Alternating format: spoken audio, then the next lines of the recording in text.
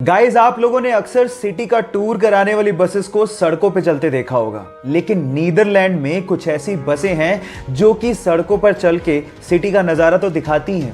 वो अचानक से नदी में उतर जाती हैं और उसके बाद पानी में चल के सिटी का नज़ारा दिखाती हैं। 2017 से ही आधिकारिक तौर पे नीदरलैंड में इन बसेस को चलाया जा रहा है, जिन्हें हम रिवर बसेस के नाम से जानते हैं। सो गाइस, क्या आप लोग भी कोरोना काल के बाद ऐसी बसों में नदी में उतर के सिटी का टूर करना चाहोगे? चैट सेक्शन में लिखना मत भूलिएगा।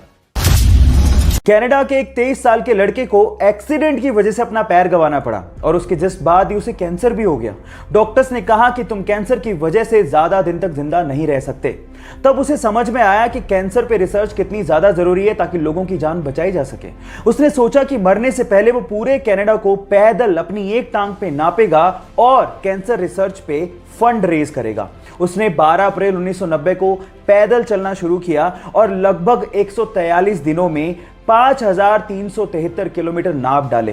कुछ ही मील बाकी थे, लेकिन उससे पहले ही उसकी मृत्यु हो गई। उस 23 साल के लड़के ने पूरे कनाडा के लोगों का दिल जीत लिया। आज भले ही वो जिंदा ना हो, लेकिन कनाडा के लोगों के दिलों में वो आज भी जिंदा है। उसका नाम है टेरी फोक्स और उसके जज्बे को मैं दिल से सलाम करता हूं। हमारे देश इंडिया के बारे में दो ऐसे फैक्ट जिसे जानने के बाद आपको गर्व फील होगा। नंबर 1, चांद पे पानी मिला है, ये तो सब जानते हैं, लेकिन क्या आपको पता है कि चांद पे पानी की खोज किसने करी थी?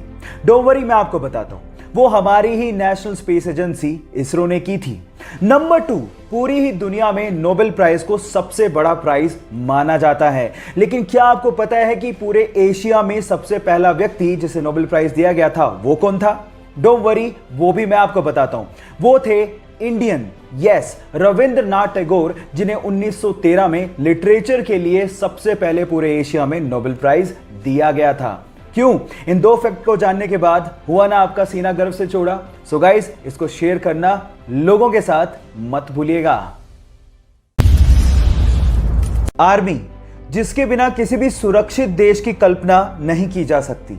लेकिन अगर मैं आपसे कहूं कि इस पूरी दुनिया में एक ऐसा सुरक्षित देश है जहां पर आर्मी है ही नहीं, तो आप क्या कहेंगे? जी हां गाइस, उस देश का नाम है ग्रेनेडा, जिन्होंने अपना पैसा आर्मी बेसिस बनाने की बजाय बीचेस पे लगाया, एयरक्राफ्ट करियर बनाने की बजाय क्रूज और बोट्स पे लगाया। ग्रेनेडा, जहां पर ग्रेनेड नहीं बल्कि कोको का प्रोडक्शन होता है और बहुत ही यमी चॉकलेट्स प्रोड्यूस की जाती हैं। काश कि हर जगह ऐसा होता। No military, no weapon, no war. आपको ये आइडिया कैसा लगा? चैट सेक्शन में लिखना मत भूलिएगा।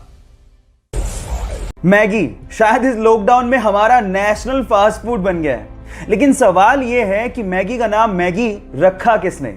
डोंट वरी, मैं आपको बताता हूं। मैगी का नाम मैगी रखा इसके मसाला इन्वेंटर जूलियस मैगी के नाम पर, जिन्होंने सन 1863 में, जी हां 1863 में मैगी के मसाले को बनाया था और उसके बाद ये इंस्टेंट नूडल यूएस और फ्रांस में छा गया। और उसके बाद सन 1947 में नेस्ले ने मैगी को खरीद लिया और फिर 1983 में ये भारत में एंटर हुआ और उसके बाद आज भारत मैगी का सबसे बड़ा मार्केट भी है। क्या इसके पहले तक इफेक्ट आपको पता था? और अगर नहीं पता था तो चैट सेक्शन में लिखना मत भूलिएगा।